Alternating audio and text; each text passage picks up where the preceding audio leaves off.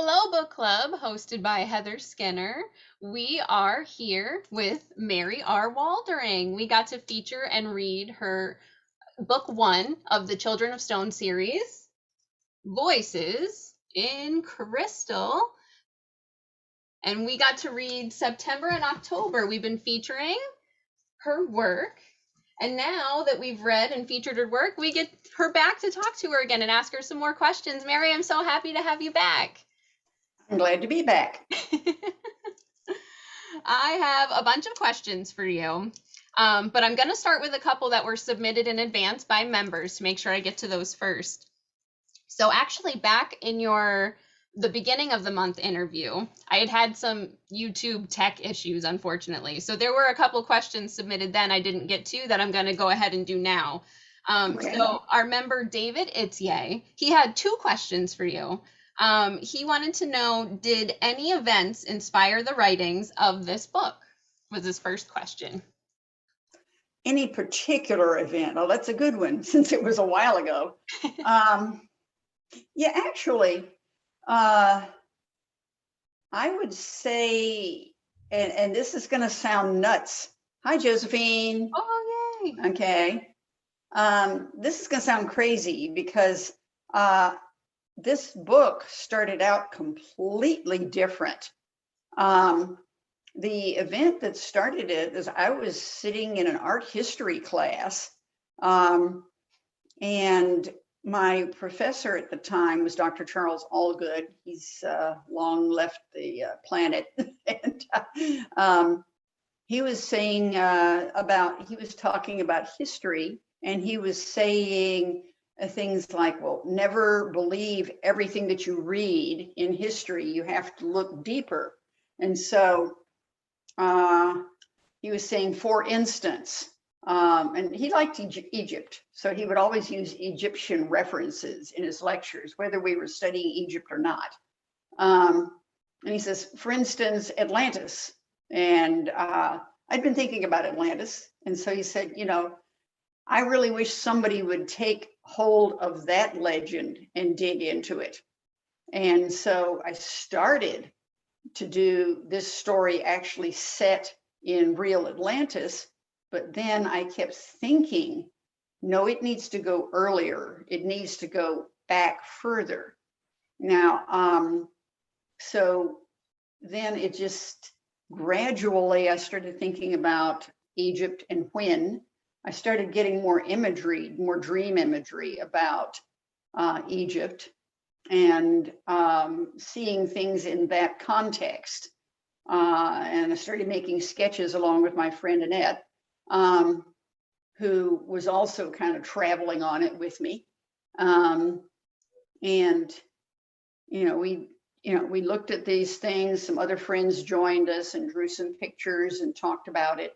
And gradually this little story started emerging about that had it was part Chariot of the Gods. It was part Von Daniken. It was part Zachariah Sitchin with aliens coming to Earth. And then, but then it began to evolve even further and get to be just a story about people. And that's eventually, there's still some little bitty elements. And I've even written the pre-Atlantis part along with Mark McQuillan, and but that's not published. I've written part of it as what it's the genre is called litrpg. You think I need to define that, or does everybody here know what that is? No, you can go ahead and define it. Okay, litrpg is kind of like role playing. And what it is you take a character and you take their characters and you make a story. They'll write a little page and you read that, and then you go, oh, what's my character have to do with this? And so it's like a cross between written D&D and literature, and some of these story games that they'll have where you start a paragraph and you keep adding and adding and adding and adding. And then you get a story. So that's where I ended up doing the more or less Atlantis connection. Hasn't been published, hasn't been edited. It's in a file somewhere. Maybe we'll do that one day. You know, That's really interesting. That would be neat to see that connection but added it dealt in. with a character that I had as a character called Asteri, um, which for those who've read Voices in Crystal, it's not too big of a spoiler, not too big. It's Mariah and Naibe's child. They do have a child eventually. Not in this book, not in the other books. She's with child in some of them, but the series kind of cuts off before. Although my son and I still have to work that out. I want the baby born first, but Oh, that's some really cool stuff to look forward to. I like right, that. not too big of a spoiler. No. Yeah, because I know we might have a little bit of spoilers now that we've kind of read it a little bit, but I'll try my best not to do any big spoilers. So if there's any questions I Right. ask you that would lead to a big spoiler, no worries. Just say, nope, that's a spoiler. And before I ask the second question from David Itzier, I did want to say hi to Josephine Wrightson, who joined us. Thank you for being here, and I'm glad to see you. If you have any questions or discussions you want to add in while you're here, please do. You can unmute anytime or put something in the chat. I'll keep my eye out for it. So I'm glad to see you. Thank you for joining us. So the other question that David Itzier had submitted in advance, he wanted to know, if you could meet your characters, what would you say to them? It's been a long time. Really, really. Yeah, did I get it right? You know, because it's, you know, I have a universe in my head that's really actually happening. It's not made up, you know, and I call it dream world, alternate universe. And a lot of writers have these. And so it's kind of like, some might even say, okay, they're spirit guides. Some might say it's a past life. Nobody knows for sure. There aren't facts about this, about how people's minds work. But basically, that's what I'd say. It's been a long time. And did I get it right? I really like that answer. That's really cool. I love that you kind of match it up that way. Did I get your story right? Or are you thinking that their stories? Are you thinking like the history of it, or just all of that? You'd want to know if you got it right. Especially the ones that were real characters that are historically known, you know. Yeah. I love that. And that actually kind of brings me, I wanted to talk more about some posts that you put on our Facebook group, our corresponding Facebook book club page. You've been showing us your character interviews, which I find so fascinating. So I wanted to, maybe have you talk a little bit more about your process with that, and what part of your writing process did you make those interviews with your characters? Is that something you did before you started writing? Is that something you did, like maybe you got stuck and you weren't sure where to go and did it throughout? What was that like? Well, actually, I got that when I was first marketing the books. I was marketing them purely as science fiction, and so I hung out with the sci-fi groups online. And I don't know which group it was, maybe Sci-Fi Roundtable or something like that. Somebody had the idea that you really need character interviews, and so I said, okay, I can do that. And so I started doing them online, and I started inviting other people to submit the interview. And after a while, it kind of petered out. People got sick of doing that, you know.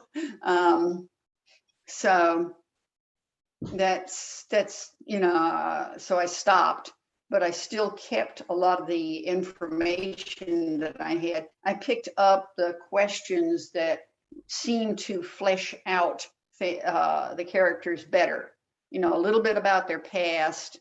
Now, and the thing is that I find that helps because there's a lot of backstory. I mean, characters aren't born in your manuscript. They have many things that have happened. And plus, I also talked to another writer that said that many editors are actually getting away from developed characters in sacrificing them for the pace of the story. And because I had said one of the earlier writers that I met said that she wanted to put a thing in that her character was recovering from abuse, And her editor had told her, absolutely not. It's not necessary. It's not where the story's going. But I'm going, well, why not? It would have affected the way she reacts to things. You don't have to say it, but it would affect how she thinks, you know.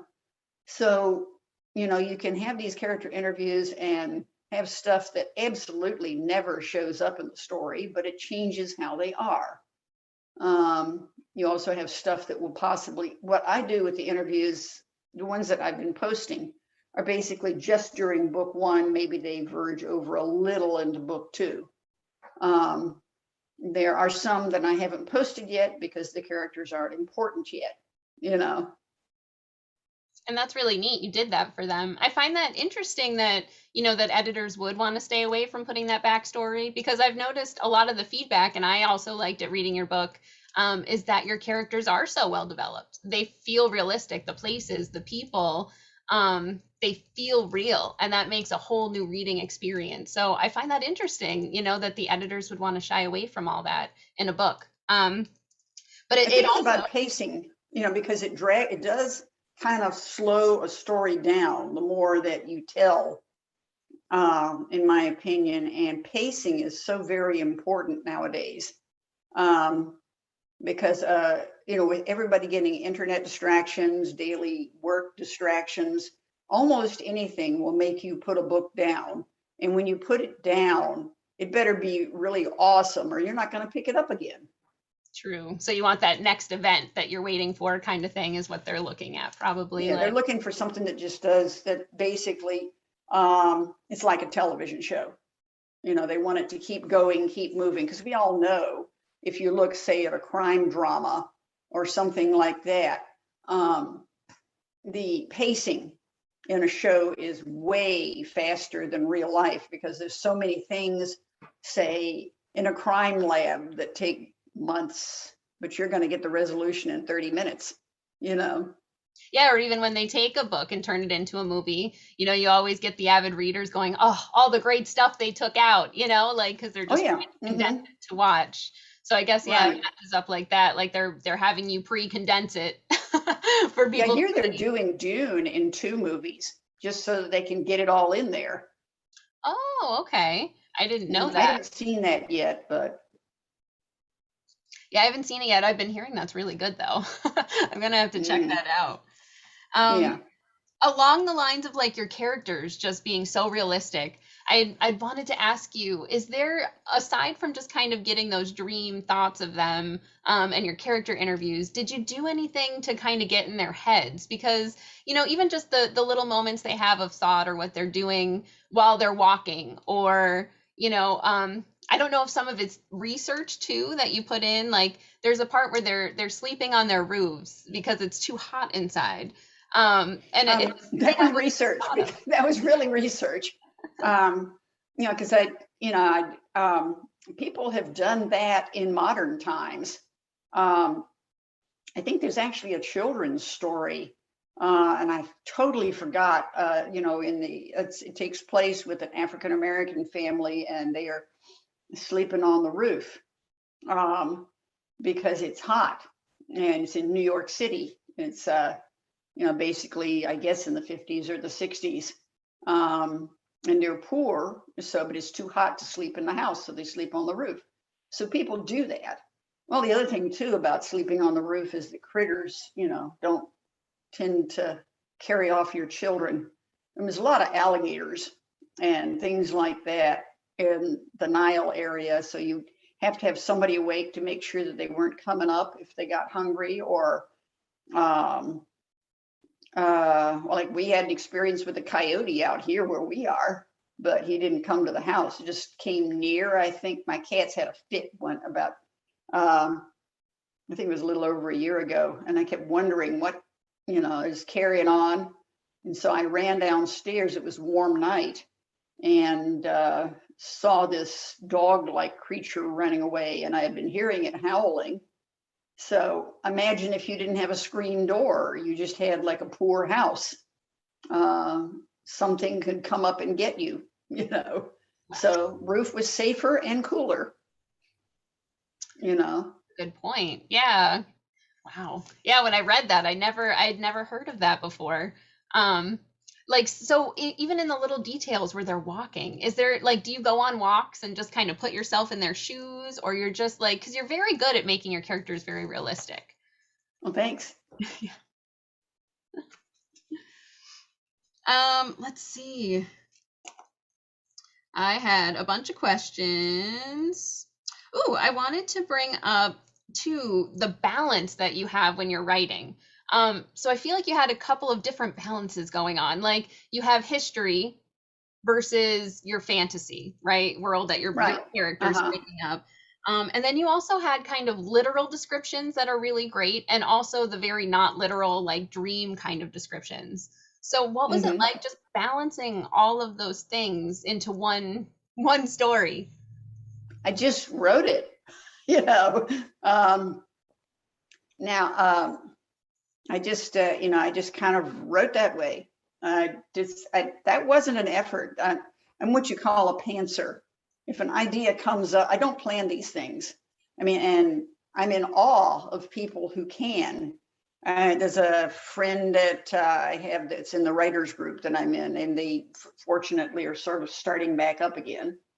And she has detailed outlines of everything she is going to write before she writes it, like the rising action, the crisis, and I'm going, I can't do that. I have an idea, I'm going to run with it. And as I said earlier, in answer to another question, this story itself changed itself a lot.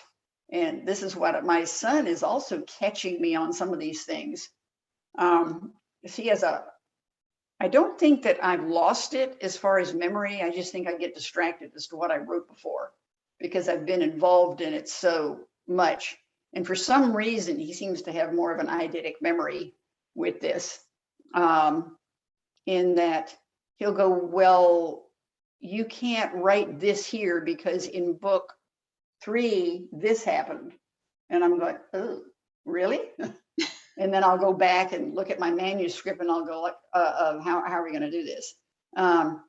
Going forth into book 5, I have things I wanted to happen and where I wanted them to happen, but they don't make sense now. So more thrashing, you know, and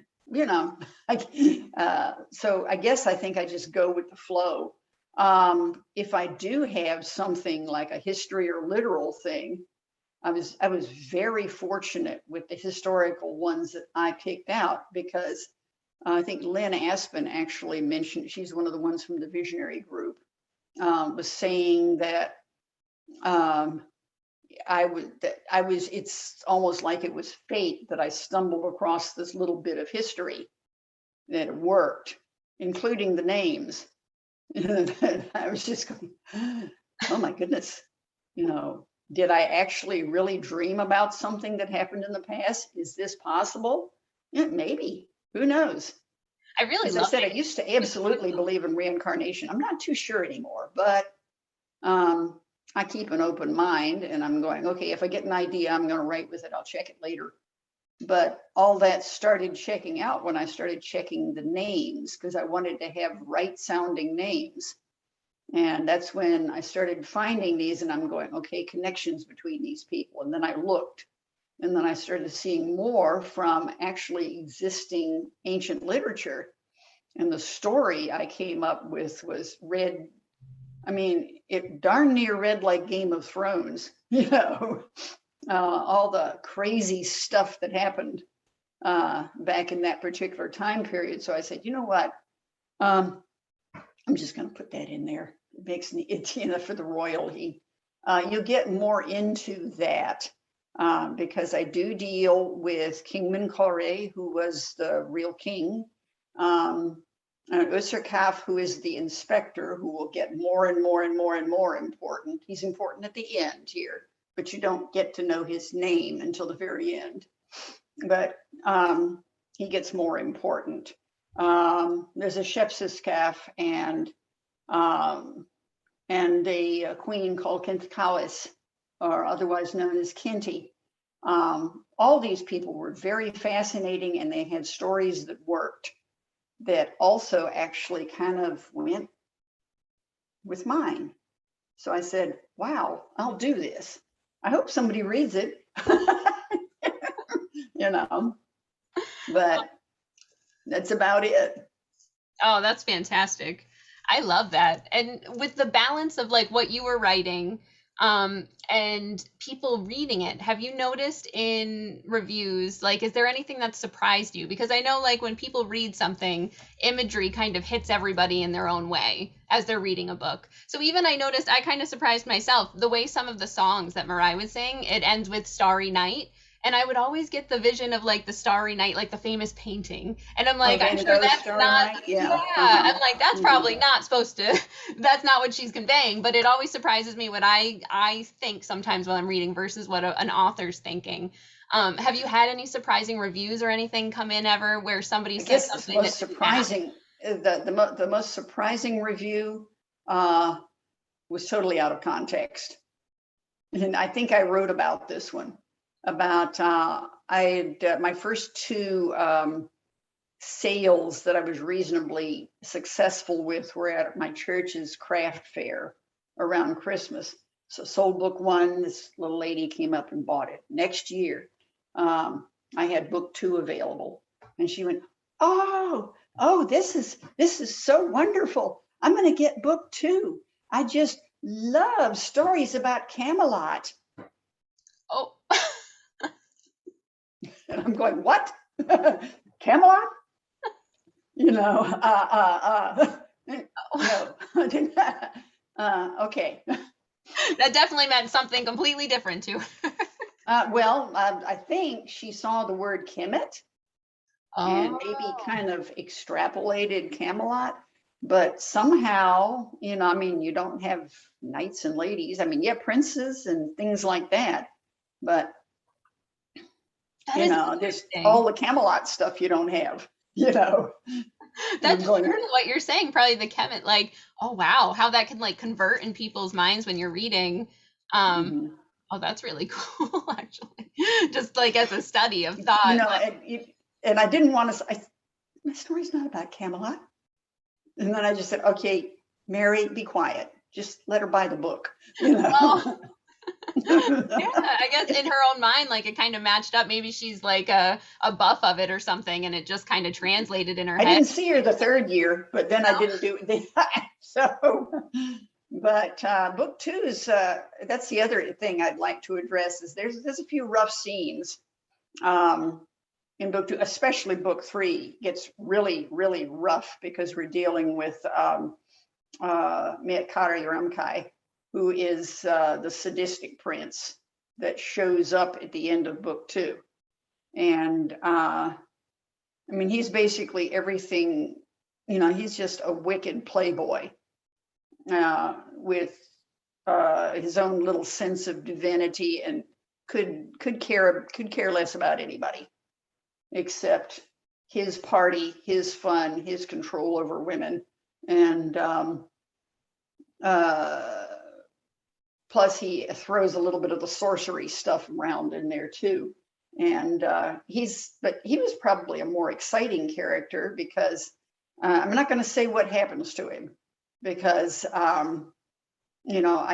but I will say in something of a teaser that there is one of the songs to, I think, Inanna that I captured and changed to Ashera was the line, "You change our fates. Evil turns to good. Come bless me this starry night." I keep repeating that. Well, evil turns to good. Good turns to evil. People descend into madness. People save themselves. This happens all the time in life. You can't count on a hero to stay a hero forever because stuff happens, Hmm. you know, That's, and that's that's just the way life gets, you yeah. know. That's true. And that's another part I think that goes into your writing that makes it feel so realistic that you take all that into account. And I know I said it in the first interview. I really appreciate that you take into account like warning readers, hey, there are some rough scenes coming up. I think that readers really appreciate that like in advance. And I mean, Mhm. you know, It's just thoughtful, but and it is realistic. So it kind of matches with what you write. And I also wanted to ask too, as you're talking about like, characters introduced at the end and everything. We started learning gradually a little bit about each character, a little bit more of their background. How much does that keep going into the next books? Do they each continue to kind of get their own spotlights and more information added on, or is it more of like a forward motion? Well, I think I usually in book 2, I end up more with Arienu, because Arienu is actually, I guess she always was the my devil on my shoulder. She's me. All the things that I had too much sense to do and was too smart to do, but the temptations, like go have fun, go party, go out, go lay out drunk, I never did that really. Yeah, maybe a couple times in college, but but who didn't? And a lot of her attitudes about, oh, if bad stuff happens, well, you can allow yourself a little bit of misery, but you got to get up and keep moving, and I guess that's me anyway with the writing. Here I am. I didn't publish anything till I was 65, and I'm 73 now. So, am I 73? I'm gonna do some math here. Right? I have to do that too when I'm I think I figuring out am. my. Yeah. And so, the whole thing is that just keep moving. Now we have more of it from her site then, but we also have a lot from Naibe and Decca's site. And as let's see, without a spoiler, in case some people haven't gotten to the end, this book 2 is more of the women's story. I mean, Mariah and everybody is in a different role in those. Let's put it that way. I think I can safely say that without totally spoiling the end of the first book. We learn more about them. The character of the inspector gets very important in that. And see, in the third book, there is a character we've only met, and that is at the end of the first book, and that is Hora's great grandson. He becomes very important. He's Jera, is his name. And see what other characters. Of course, we have Kari Remkai, who is basically stole the story from me. I mean, it was just sort of like I'm starting to write some of these things, and I think that's one of the questions you have next week. And I'm going, hey, dude, come here. It's my story here. That's kind of fun though when a character does that, isn't it? Or is it kind of annoying you? Like, no, I'm writing this. We wrote a poem together actually, which didn't even sound like my voice, and I will post it. I post it every Halloween usually because it's kind of spooky. And so I might do that this week. It's called Howl, and it's never been officially published at Owner. Yeah. Hello, Owner. Who's Owner? I'm not sure if it takes a minute usually for audio to connect, but if you can hear us, hello. And if you have any questions, hi. You can always pop them in the chat or let us know and hop into discussions anytime. Okay. Well, let's move on. All right. So we're not hearing from Owner, so let's move on. That's okay. Whenever you want to jump in. I was going to ask my next question. I'm hoping it's not too much of a spoiler. So if it is, just let me know. Because asking about characters we see again, there was this point in book 1 that I found really interesting. And I don't know if it just kind of, maybe I overthought it because I grew up in the generation of watching like Back to the Future. So anytime something kind of, oh, hello. Here's somebody. Hi. Owner. This is Owner. So I grew up in that, like, Back to the Future is still one of my favorite trilogies. So anything that makes me feel like there's some time travel involved, like I overthink it and have so much fun with it. So there's a part where we find out that Marai's thoughts traveled back in time to Hora. Now, is this something that will allow us to continue to maybe see the character some more? Does that make any changes? Is this something he continues to do, or was this kind of like this one-time thing in book one? Because I found that really interesting. His thought, what travel back in that he sees her young. There's Yeah, a little bit more of Hura, but I'm not going to tell people what happens with her or him because that is a spoiler. However, there's more, and actually there's more even after book one. There's a sequence in book three, which is more of a spiritual link. But I guess that's what you were trying to say. Now, who is this person here that is owner? hi. If you want to jump Hi. in and say hello or ask any questions or join in the discussions or add in chat anytime, please do. I've just been kind of giving her a bunch of questions about her voices in Crystal Book as we go.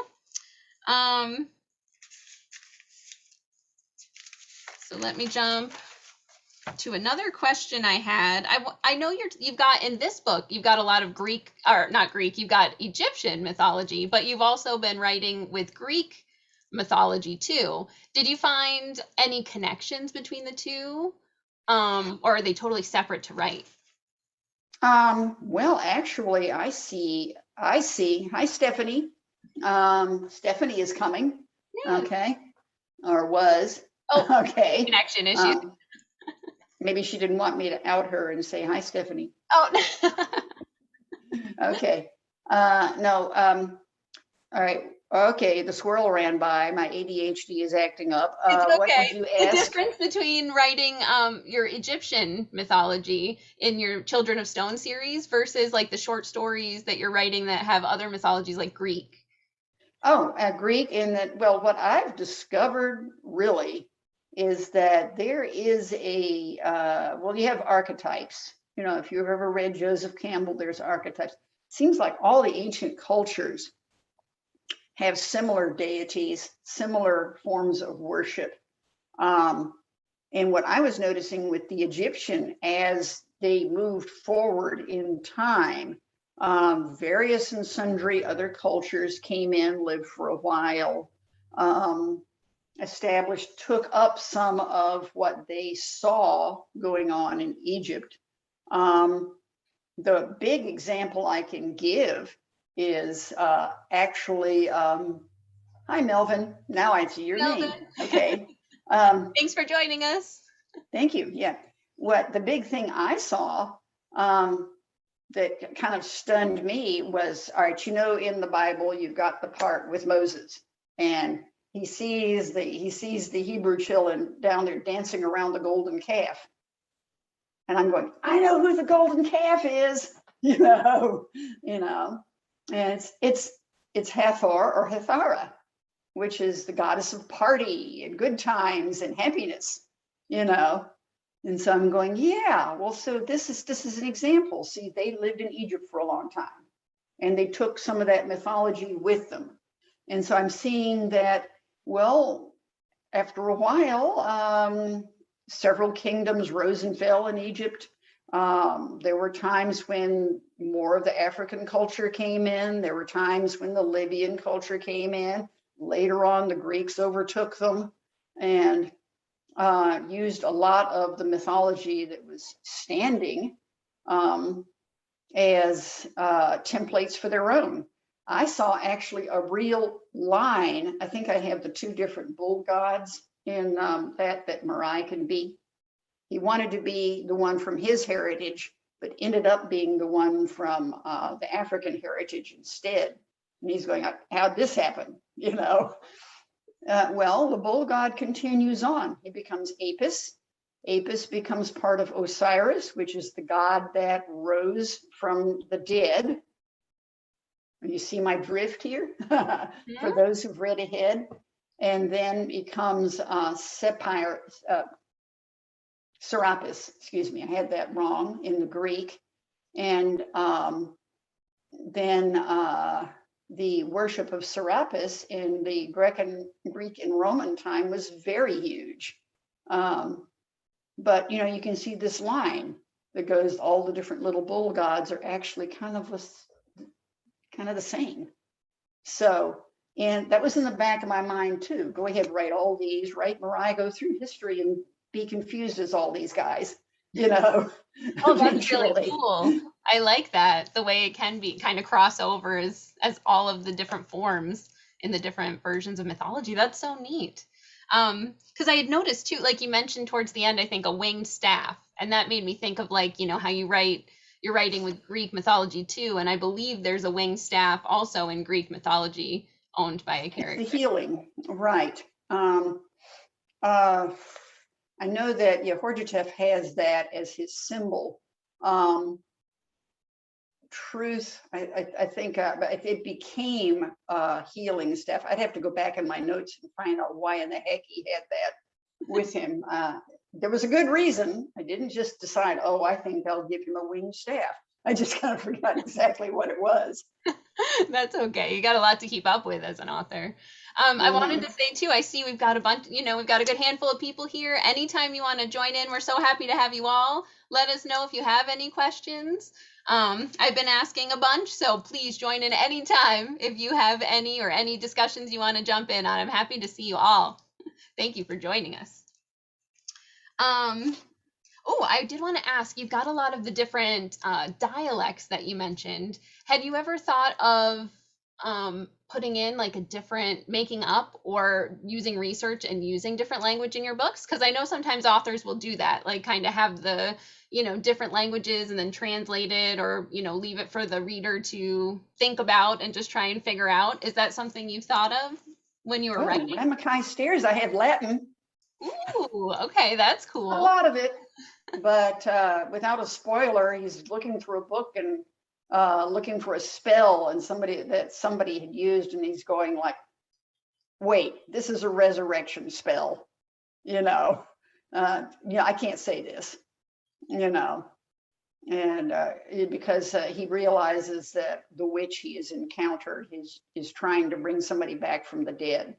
So actually, that's one that it is 18. It's not 18 plus because it's not really, I'd say it's, high school. Okay, somebody, but Ramkai Stairs is one actually has no reviews on Amazon. Here's a hint, it's only 99 cents. It does have one on Goodreads, and somebody said they couldn't believe nobody read that book. Oh, and I'm going, okay. It's funny because we get to his name towards the end of the book, and the second I read it, I'm like, oh, I recognize that name. She has the short story of that one. There it is. Mm-hmm. There's an interesting way on why he's a whole story himself.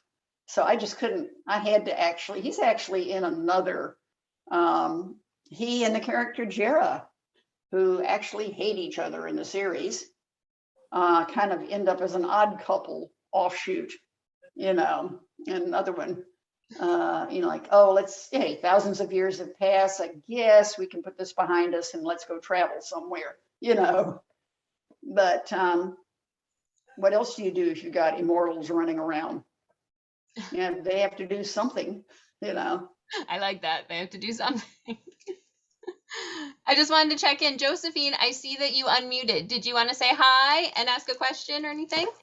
Hello, Mary. Well, I've missed most of it. Just popped back in.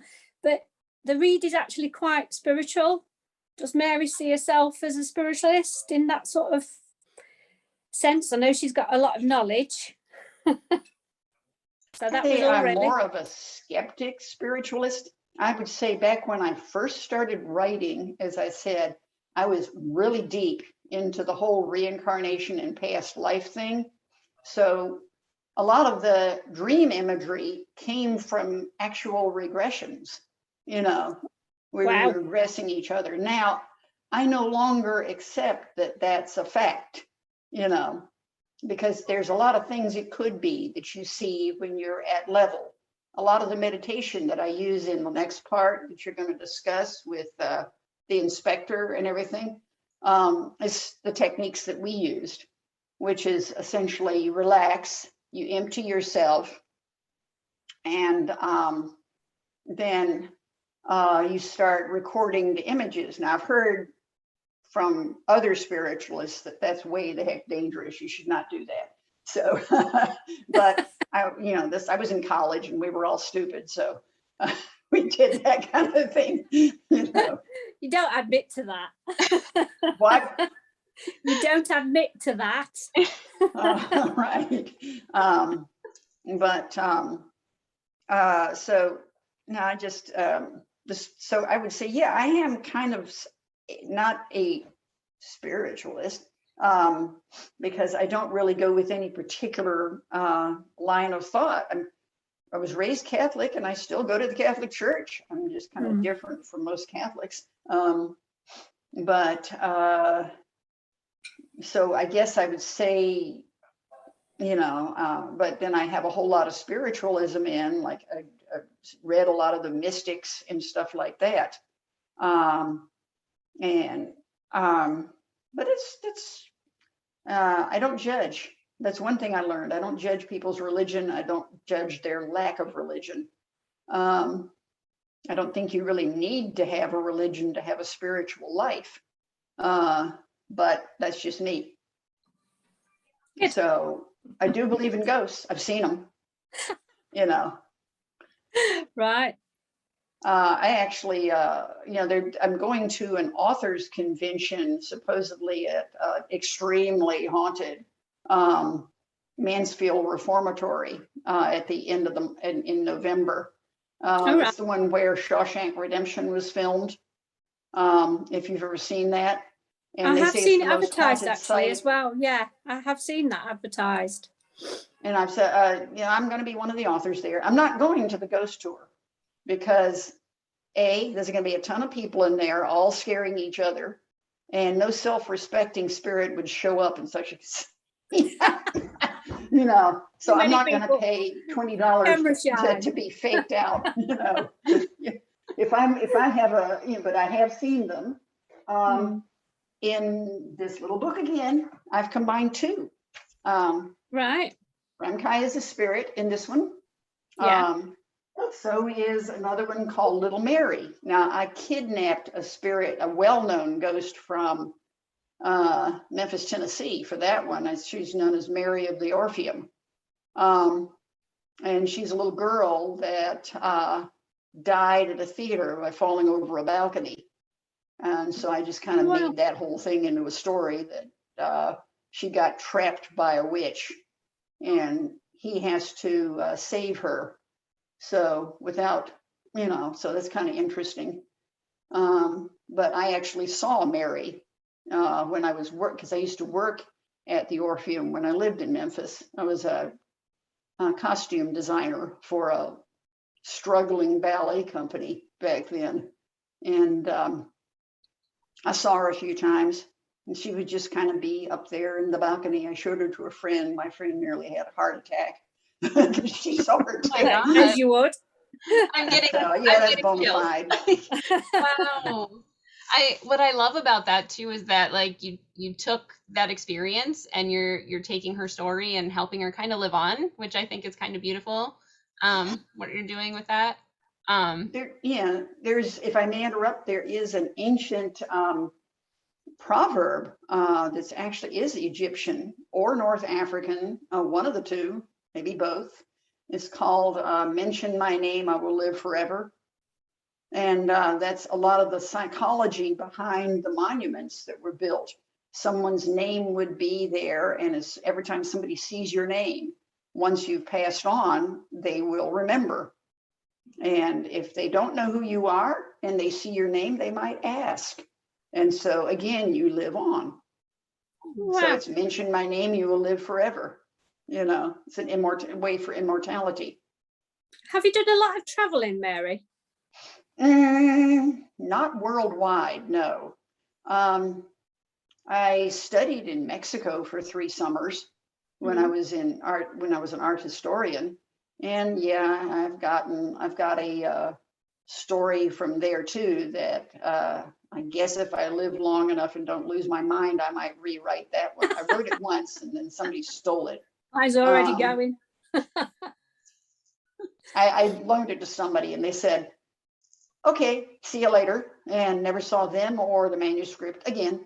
I dear. haven't noticed that it got published anywhere, so I guess it ended up in someone's bin. You know, Oh no. that's Do you have notes? huh? Do you have notes on it if it's gone and you've lost it? Do you have notes? They're all there. We need to write them down in case you do get old lady brain. Right. Well, I mean, now, well, it's the story that was written was it would be a departure from what I normally write. It would be completely historical fiction, not fantasy. And I had written it that way. It would actually be historical fiction. And I hope I hope somebody doesn't get squeamish on me, but it's gay romance between two men who were artists. And I just kind of thought of that story when I was down there. And thought, like they're running from the Inquisition, things like that. And I just kind of went, I'm not ready to write this one. So I'll just put that one away somewhere. Shelved it. Huh? Shelved it. Shelved it, right? Absolutely shelved it. And then it got stolen. So, I don't know. Maybe that was the writing on the wall. Maybe I shouldn't go there. But it was set in, say, about 1590 in New Spain. And it had to do with some of the really rotten things that were going on with the Native Americans, courtesy of the Spaniards, That is nice, though, that you kind of have all those notes still kind of in your head. So if you ever did want to branch off and write something different and go back to it, you always kind of have that shelf. I have written right now, it seems whenever I write, it always, even if it isn't spiritual, it kind of gets a little bit of a ghost or a paranormal in it, because I guess that's just me. I wrote a romance last year, it ended up paranormal. The one that I just finished, I wanted to write it about the caretaker. It's supposed to be published this Halloween in an anthology.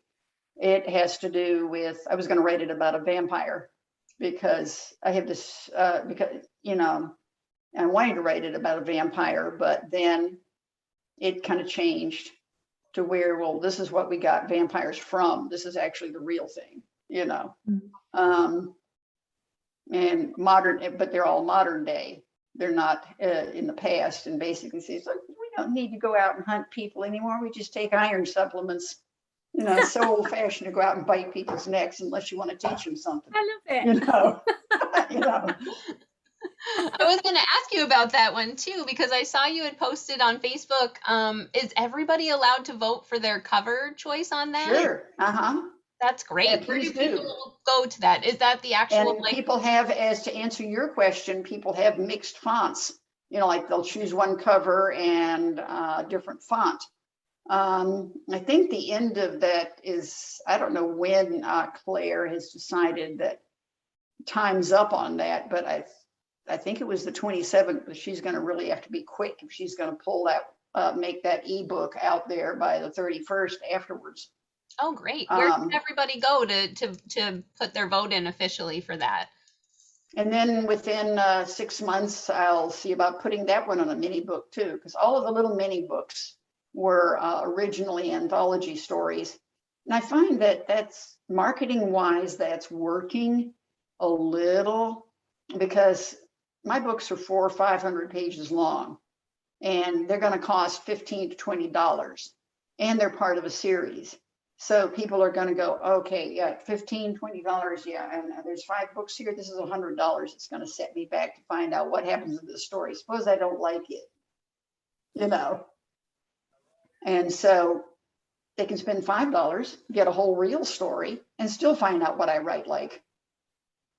So it works a little better.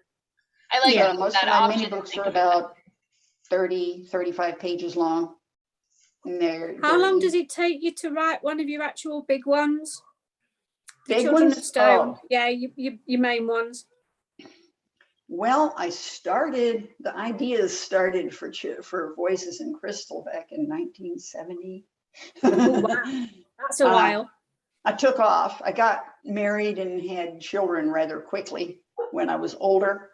And that was such an overwhelming thing to start being a mom at 36, you know, and then to have two back to back, that I just couldn't write for about 20 years. I had also tried to traditionally publish what eventually became Children of Stone. It had another name back then. It's really funny why I couldn't use it. The original name for the book was Avatar. Any ideas why I couldn't use that?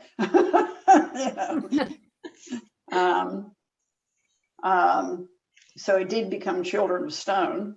And so I put it on the shelf, and then I'd always told watered down versions of it to my daughter and son. And they got not the sexy parts. I kind of kept those out of their ears until they were out of high school. And so, finally, my daughter in about 2010, I'd had actually put these in Word originally somewhere around 2000, but really didn't do anything much with them. And so in 2010, she's asking me, are you ever going to publish those? Like, we're gone now, because they were both in the Navy by that time. And then she was already starting her family. So I went, oh, yeah, but finding a publisher. And then I bumped into someone who said, well, self-publish it. So I went, okay, I'll do that. Because I know that, here I am, 65 at that point. And I'm going, it takes how long to find an editor? How long to find a publisher? It's one of the reasons I've done self-publishing as well. Life's too short to go around waiting. If I was in my 20s, maybe I'd do that. Believe me, I really need a PA bad. I need somebody to handle the marketing really bad, but I need somebody that will do it piecemeal, because I've had bad experiences with PAs. Take your money and basically nothing happens. And I don't want to do that again. So I want okay, well, I need a website done. Could you do this? Or I need done, or we'll do halvesies or something, but most don't want to do that because they got to make a living too. And if you have a clunker, they don't want to do piecemeal with you. They want to know that they're going to actually make some money. So here I am still trying to market, It's not the easiest. No. And each step of it is such a long process in itself. And then you're trying to do it all at once. It does make it difficult. I told her before we started. Oh, go ahead. Oh, no, go ahead. As I told her before we started, I think after I get book 5, which is technically the end of the series, unless people really make me write more, or unless I write a bridge novel on the way to doing the Greek one, I'm going to take maybe about 6 months off and not write much and try to actually study marketing, because I'm just totally buffaloed by how that works. I know people learn it and everybody says, well, we don't have time to teach you. We had to learn it ourselves. And I'm going, with my other life that doesn't sleep, I can do that, It's hard. I think you have to find the process that works best for you too. Because I don't think it's I don't think for me it's really the marketing that I can do it, talking to people. It's the technology side of it that stumps me. Well, that has me too. I don't do the tech either. To get on here, I had to find a camera, because the one I have in my laptop does a sideways image. And so I had to go and go to my spouse and get a real camera to put on top of the screen here. I think it knows we're talking about it because it started to glitch a little bit. Yeah. I have a real camera on my desktop as well, but I'm using my pad at the moment. It's easier. It's portable. Okay. So along the lines of the process, first of all, I wanted to jump over. Stephanie said hello in the chat a little while ago. I meant to say hi back, Stephanie. We're glad you're here. Hi. And it reminded me too, asking about the writing process, how long Bonnie Epson Weinman submitted a question in advance just before the interview today. She wanted to know how long it took you to do the research for your series because you have so much great information. Once again, I started doing the research when I connected with when I realized what era. I used to go to the library all the time, and but then again, that's another reason I stopped writing when I was raising kids, because we didn't have internet yet. They were getting out of high school about time internet got popular. That saved me. And so basically, like Google is my second home. Google and Wiki are my second homes. If I get a question, I'm immediately opening another window and looking at it, and writing it down. But that's, as I said, I have a master's in art history, and that's what I do. I dig. It did not lead to a career. You really have to have a doctorate if you're going to do anything with that. And by the time I got out of graduate school, I was burnt beyond recognition as far as study goes. It's been an issue because it really kind of took the joy out of reading for me. I have had to learn to read again because I was reading and looking at images nonstop for basically 7 years. I didn't want to read anything again, So reading for enjoyment is actually something I had to teach myself to do again. To see what other people write, what they write like, what styles are like now. Is when I first published Voices in Crystal was 2013. The first edition is kind of sad. This is the second edition that you're reading. I had really bad point of view problems. I had some grammar problems. I had pages and pages and pages of description, and it just wasn't coming together. So I had to relearn all that by reading other people's stuff. Okay, and by going to a writer's group. Like, what do you put in there? What is best not put in there? Yeah, that's how it goes. Those are great tips too to help writers, like having that community and that process. I think is great and helpful. So I'm glad you brought that up. That's really great.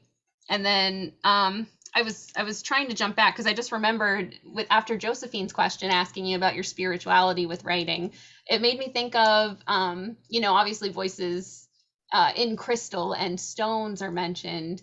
Did you use any kind of characteristics of stones and crystals to build your Children of Stone characters?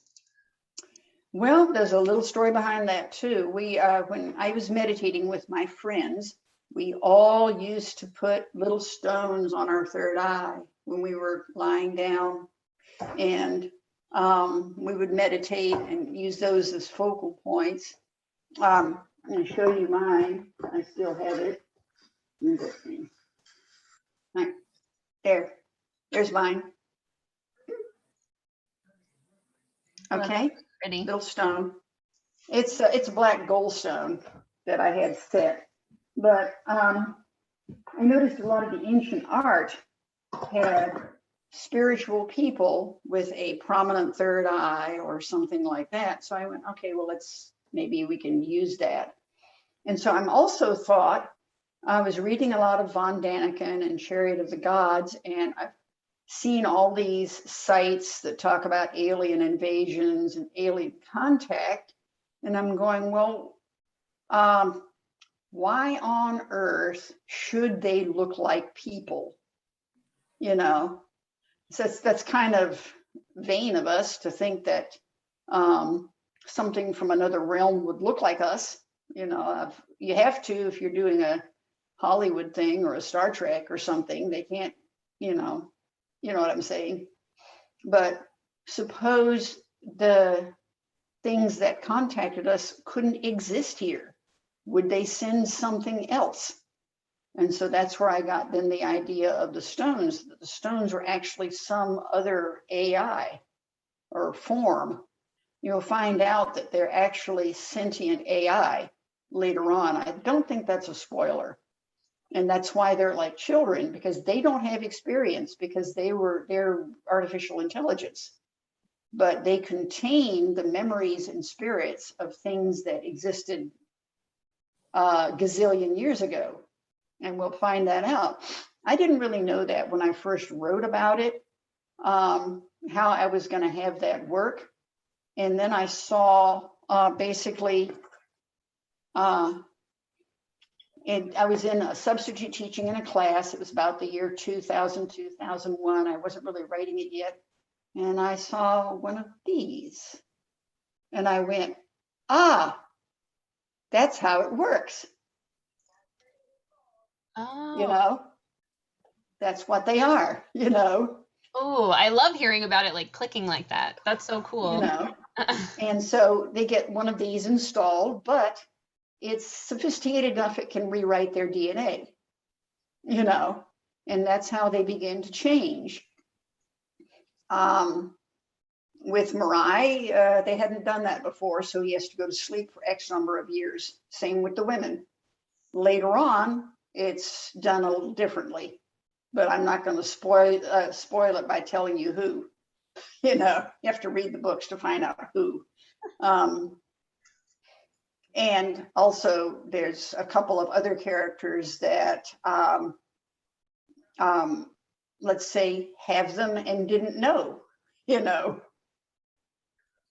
So it's. I think I've kind of run that sentence out. What's next? I was going to ask about one of your other spin-off books, Anna's Dream of Flying. And I know you mentioned it's one of the characters from there. And I noticed you don't market it with which character, which I find interesting. So do you like to not have that put out there so that the readers can jump back and forth and either have it be its own story or have that mystery of who do I think it is and just kind of have it open-ended? Because I have a guess, but I haven't said it because I know before you're like, oh, no, wait, don't say anything in case, So do you like to have that mystery out there with it? Well, I asked my son about that when he was formatting it. And he says, oh, yeah, I know who that is. I think it was really protective because remember I said that Arianu is kind of like the devil on my shoulder? Well, my friend Anna is the devil on her shoulder, or not Anna. The one that became Anna is the devil on her shoulder. And yep, she's in the book too. She's one of the women. I'm sure you'll figure out which one, but I wrote that as a combination of things that happened to her when she was a child that she told me about. And I threw in a few things that happened to me just to kind of mix it. So it's really both of us, but it's 80% of it's her. So she grew up, became an artist. She was one of the people that teaches art right now, So I think she's due to retire any day now, but or it may be the end of the school year. But she was one of my spiritual running buddies, and so I wrote about her life, and I set it in Memphis because that's where she grew up and lives near now, and made the story about someone from the past looking for her, that she had known way back in some other time period. And so but she as a child had always dreamed of flying. I've talked to a lot of authors that think of when they're children, they have these dreams called flying dreams. And some people would say, well, that's astral projection. I don't know. Maybe you just dream about flying. Maybe it isn't, Who knows what it is? Because as soon as you think you've got some facts on something, there's going to be about 15 people that tell you, no, that's not it. We have other explanations. So that's why it's fun to write, though, too, because then you can explore whichever direction you want. Honest dream. With that idea. Okay. Yeah. Yep. Okay. Perfect. I have probably a couple more questions left on my list. Did anybody else want to jump in that's here with questions before I get to my last couple? No, I'm fine. Okay. And you can jump in anytime while I'm asking if you think of something, too. So one of my questions was, as I said that, I lost where I was in here, but I know I have it. We, oh, there was a discussion we did during on our Facebook group where we were talking about a part in your book where Mirai did something. He was very like he wasn't angry, he wasn't vengeant, like no vengeance towards something because of the mood he was in. And I wanted to ask you, as an author, do you feel like if you were in a different mood to sit down a piece of your book, would there be any big changes that could have happened in your book? Like if you were in a different mood when you sat to write a part of it one day? That's a weird one. I mean, well, because I rewrite scenes so often that sometimes I'll go back and I'll rewrite. I'll go. Usually, what happens is if I'm in a really joyous or happy mood, I'm not really writing. I'm just kind of outlining because I'm just so up and lively. I can't find the keyboard. I'm just good.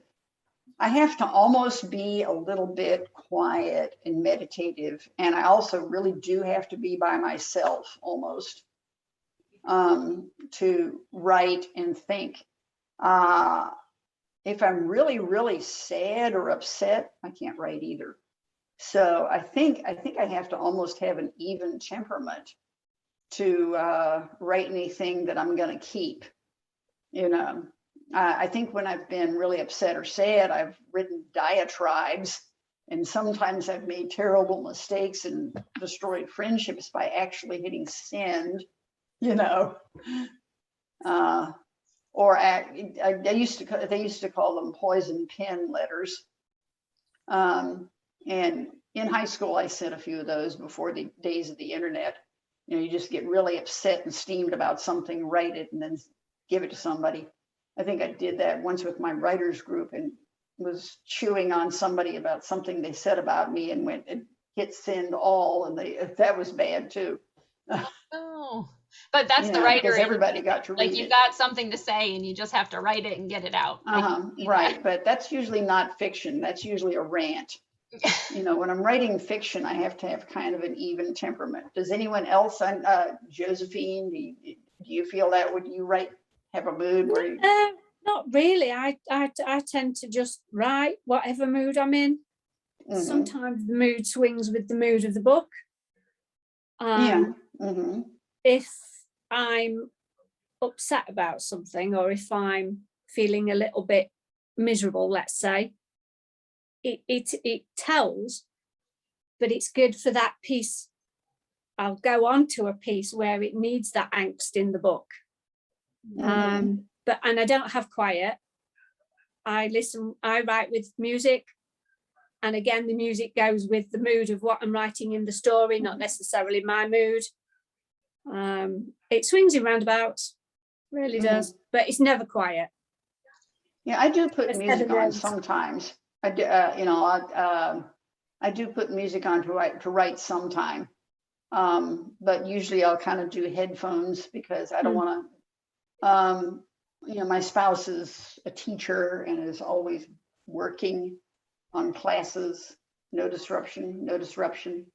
So headphones. I use headphones. And those are uncomfortable. So yeah, my husband and kids, quietly. If they want me, have to throw cushions. Pardon me? My husband and kids, if they want me, have to throw cushions. Oh, okay. Headphones are on. Get your attention, jump in front of you. But I also listen to my story back as well on the headphones. I found that helps with my editing.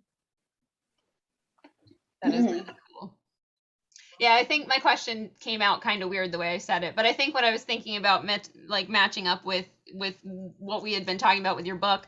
I think I remember reading or hearing an interview with J.K. Rowling once where she said she kind of killed off a character because she was in a certain mood, and she thought about it later if I would have gone into it in a different day, I wouldn't have killed off that character. So I think that's the line I was at. Is there maybe a point where you thought, oh, maybe this could have changed if it had been different that day? But that's kind of interesting, the music and the even temperament to write.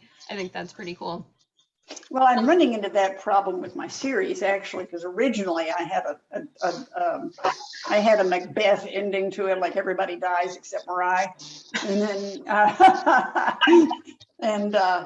and then he goes into stasis, and I floated that one by my son, and he didn't even comment. He just said, "You're not doing that. No, no, you've got to have a They happy definitely ending." don't like it And if I'm you going, kill all the characters off. yeah.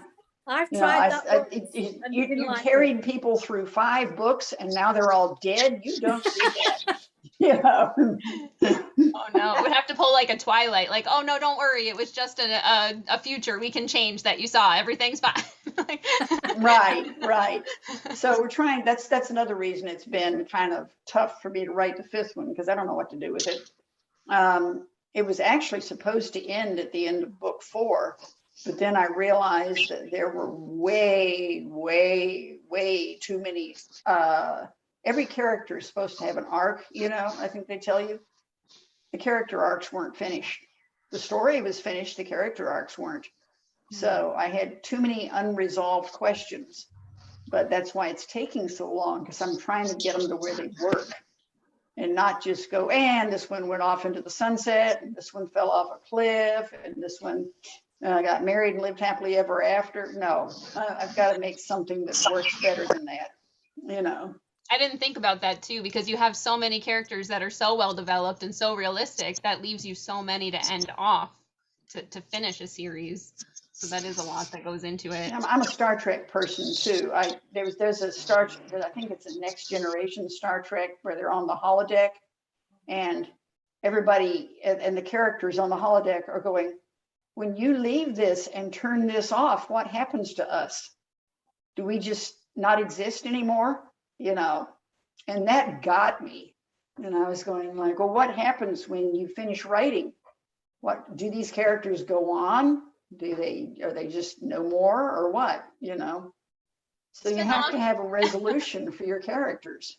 Hey, I don't know if you guys can hear me, but I think that's super interesting what you just said. Oh, there you are, Stephanie. She said she didn't know if we could hear her, but she thinks it's super interesting what we just said, what you just said. Oh, hi, Stephanie. Hi, Stephanie. You know what it is? I'm driving, so I wanted to hear this so bad and attend, and I did have it on mute, and then I just unmuted it now just to see if you guys could hear me. But I thought that was very interesting. Where do the characters go? Did you create enough energy with these characters that they live on someplace else? I mean, we don't know. Maybe you created another universe for them. Oh, I don't know. my God, I love that. That is so cool to think about. It kind of makes me feel like a series will never end now that I read. Like, I just want them to go. Gotta keep those characters alive. Yes. Yeah, Josephine, you're gonna have to write some more of those too, right? Guys, I just wanted to stop in and say hi, because I am driving, but I did listen to a lot of it, and thank you so much. And Heather, you're wonderful. I love everything. And thank you for coming with us. Yeah, I think we lost a little bit of your end sentence there. Stephanie, we're so glad that you're with us and we're listening and got to jump in and say hi. Oh, that was great. Thank you so much. Yeah, thank you. And my last question had been just kind of let us know what you got coming. I know you were talking, you're working on the last book. Mention, just tell us again all your short stories that are coming out next and where we can find you and all the fun stuff to look forward to. Okay, well, what I'm going to do is I'm going to post my links again on the page as we get to the end. What I'd really like for everybody to do, if they get through the book 1, I know they're probably, many have not finished yet, because it's people have lives. They haven't gotten there yet, but I would love for them to write a review. And what I've done actually is, if you write a review, I will buy your next ebook, and I've done that for Bonnie. And this is book 2. And she already, shiny. Okay. So in case you reach the cliffhanger, the answer to the cliffhanger is on the cover. People go, oh, you didn't really do a cliffhanger like that. Yeah, there's a cliffhanger. There's the answer. Okay, that's what happened.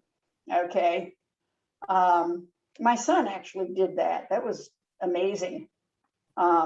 He's an engineer, not an artist, and he just kind of puts these together in his spare time.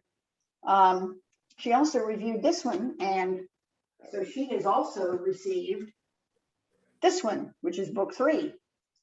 Now I can do that for a while. If I get really popular, I'm going to have to cut that process out, you know. Fair enough. But I said I was going to send you the whole set in print. So, because you've really gone to the wall for me, especially taking 2 months to go through it, because it is a big book. Yes. And we're going to finish off. I know you've seen the posts already, but just to let everyone know. So from Tuesday through Thursday, I'm going to put a handful of posts up on our corresponding Facebook group page, one after the other. Maybe I think I'm going to have them about 10 minutes apart, so we can still get through all of her chapter discussions, because it goes up to chapter 39. And then on Friday is when the poll for the next vote will go in. So that way we get all the chapter discussions in time. And like you were saying, I hope everybody posts reviews so we can see what they thought of everything as you finish the book. I love reading the reviews. Yeah. Okay. I'm looking forward to it. I know I sent them to you. I'm like, all right, I pre-scheduled all these posts, and it's going to be busy on our Facebook group page this week. So if you aren't already a member and watching this on YouTube later on the replay, I will post the link to get to our Facebook group page for the book club down there below as well. Okay. Well, the other thing too is I do have some other stories that are not related to the story. They're not spin-offs. One that you got that I sent you is called The Changeling Princess. It's a retold fairy tale, Snow White. But I know you said it does deal with death and hospitalization and stuff like that. So might be a little sensitive for very young readers. Then I have, again, a time travel one that's set in East Tennessee in 1875, where 2 former enemies from the series take a trip. And it's got a hats off to Jules Verne, you know. What's the title of that one again? Oh, the one that's the time traveling one? Yes. Oh, that's called Miss Hattie and the Hoppers, because they end up helping spinster school marm in East Tennessee find out what happened to her sister, you know. Oh, did we lose Green you? Cabinet Door. She's freezing. There's another little mini book called Green Cabinet. Unstable Internet. That's okay. We got you back. We lost you for a second. Okay. The Green Cabinet Door, that was inspired just by a couple of doors that I had in the house we used to live in. And I'm just going, I suppose that's a doorway to another dimension. And so that ends up being some Roman house spirits. See, what was another one? Well, the romance that ended up paranormal. What did I even call that thing? That's weird. That is totally weird. I just totally lost that title. That's how you know you've been busy. You've been writing so much. Yeah. It's been a while since I wrote that one. But that one was, again, set in modern day.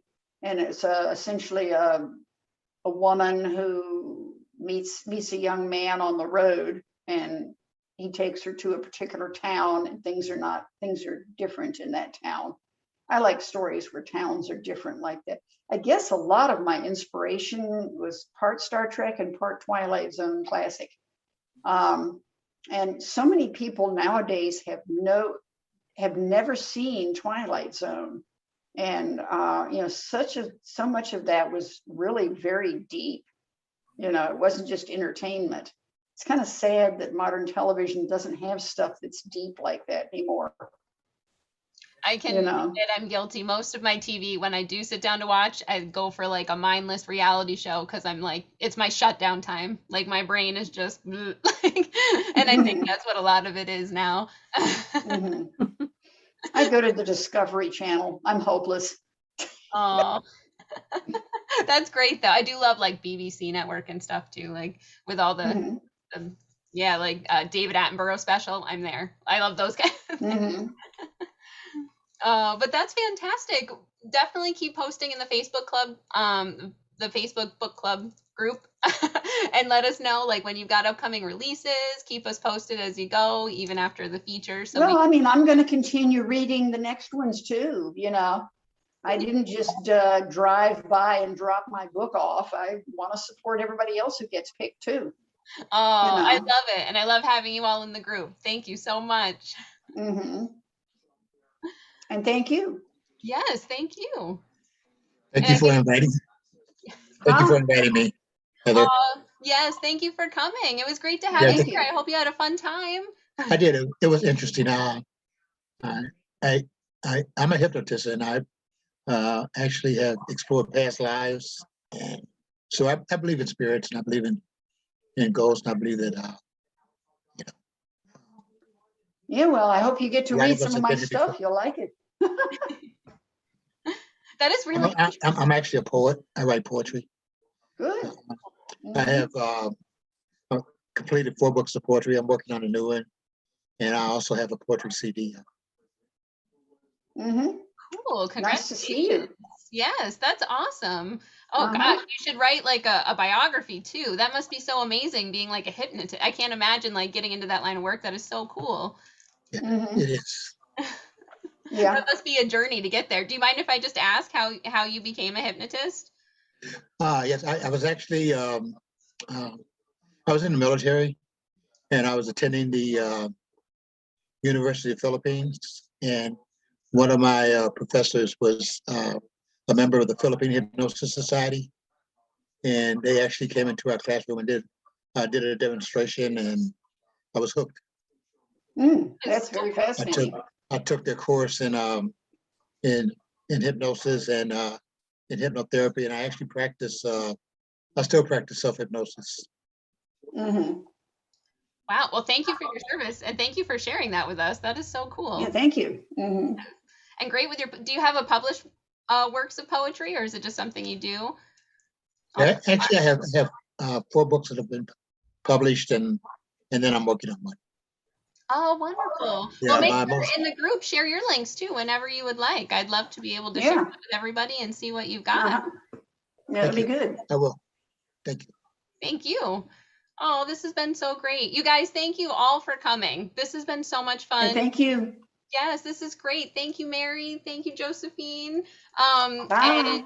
And thank you, Stephanie, yes. wherever you And are. Stephanie left, yes. And thank you, Melvin. This has been great. Thank you so much to Mary R. Woldering for this wonderful follow-up interview after reading her Voices in Crystal, Book 1 in the Children of Stone series. And thank you to everybody that attended live and everybody watching the replay now. We'll see you each weekday in our corresponding book club hosted by Heather Skinner Facebook group page, and each Monday for our next reoccurring video. Happy reading!